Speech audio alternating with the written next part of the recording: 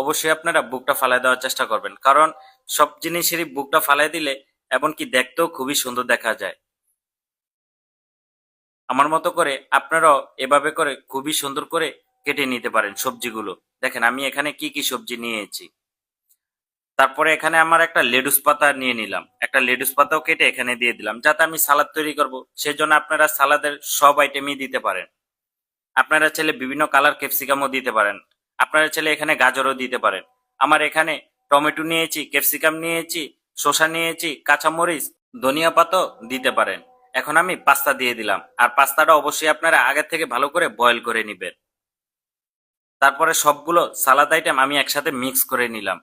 ফার্স্টে এখানে 2 চামচের মতো টক দই দিয়ে দিলাম।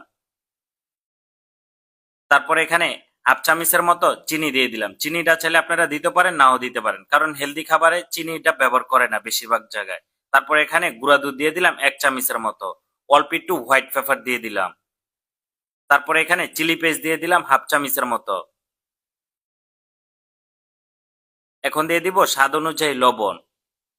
তারপরে এখানে অল্প একটু বিট লবণ দিয়ে দিব। আপনারা চাইলে এখানে চাট মশলাটাও ব্যবহার করতে পারেন। তারপরে খুবই ভালো করে মিক্স করে নিব। অবশ্যই আপনারা বুকটা ফালায় দেওয়ার চেষ্টা করবেন, কারণ সব জিনিসেরই বুকটা ফালায় দিলে এমনকি দেখতেও খুবই সুন্দর দেখা যায়। আমার মতো করে আপনারাও এভাবে করে খুবই সুন্দর করে কেটে নিতে পারেন সবজিগুলো। দেখেন আমি এখানে কি কি সবজি নিয়েছি। তারপরে এখানে আমার একটা লেটুস পাতা নিয়ে নিলাম, একটা লেটুস পাতাও কেটে এখানে দিয়ে দিলাম, যাতে আমি সালাদ তৈরি করব সেজন্য আপনারা সালাদের সব আইটেমই দিতে পারেন।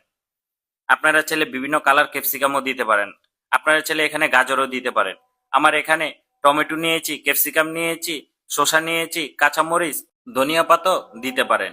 এখন আমি পাস্তা দিয়ে দিলাম, আর পাস্তাটা অবশ্যই আপনারা আগের থেকে ভালো করে বয়েল করে নেবেন। তারপরে সবগুলো সালাদ আইটেম আমি একসাথে মিক্স করে নিলাম। ফার্স্টে এখানে 2 চামচের মতো টক দই দিয়ে দিলাম। তারপরে এখানে হাফ চামচের মতো চিনি দিয়ে দিলাম। চিনিটা চাইলে আপনারা দিতে পারেন, নাও দিতে পারেন, কারণ হেলদি খাবারে চিনিটা ব্যবহার করে না বেশিরভাগ জায়গায়।